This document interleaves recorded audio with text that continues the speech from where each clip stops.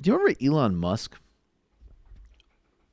I and all of us took on so much heat because if you criticize Elon Musk on YouTube, it sets off some type of like atom bomb inside the psyches of obsessive young men. It seems like basically obsessive young men. I guess other people too. He's amazing. He's trying to help.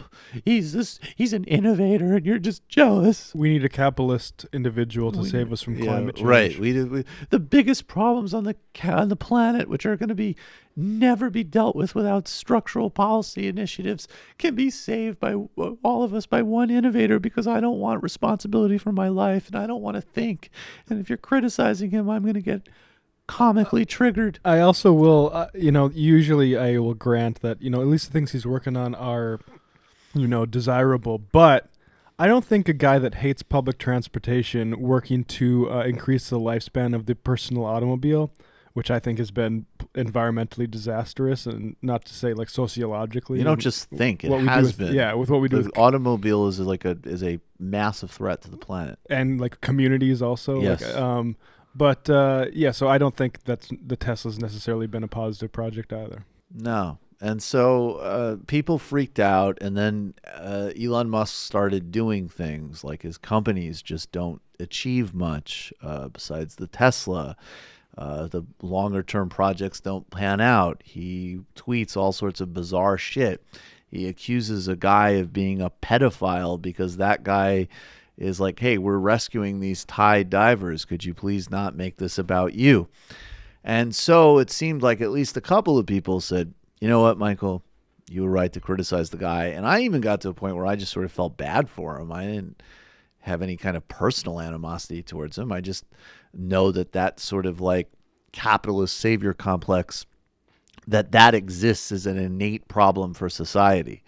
It's a problem with Steve Jobs fulfilled that role. It's a problem when Elon Musk filled that role. Although I will say, my God, as evil as Steve Jobs was, and look up China, look up the environment, look up how he treated his engineers, look up even just his own personal life if you need verification of that statement. But my God, what a downgrade from a sort of actual evil genius in Steve Jobs to, I think, just apparently a very talented but very kind of insecure, troubled guy in Elon Musk. Not a genius. Not a genius. And a guy who could use our compassion and support. He's under way too much pressure.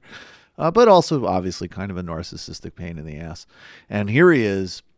He also got fined by the SEC. He had all sorts of troubles, so we let off of him for a couple of months. And now he's back on 60 Minutes reminding us that let's not even personalize it to him. This is the guy that everybody from the hordes of people on the internet to Sam Harris to editorial pages and politicians, this was what we were putting on a massive pedestal. Have you had any of your tweets censored since the settlement? No. None. Does someone have to read them before they go out? No.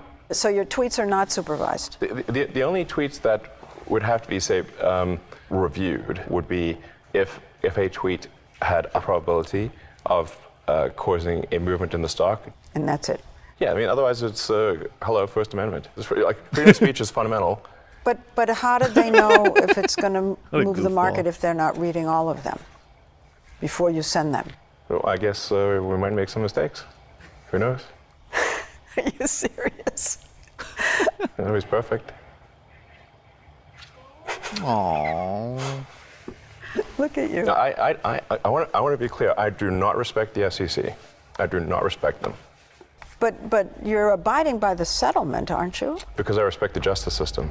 Oh, sharp distinction there. Now, of course, he got dinged by the SEC, got fined earlier in the year because he essentially used his Twitter to manipulate a stock price, and he copped to it, and he paid a fine, and he's still clearly sore about it. I also, look, I will be a pendant here because this is a guy that, again, so much weird projections and odd, bizarre emotional issues of the internet and of techno-capitalism and of the Pinker Harris delusion were projected onto him.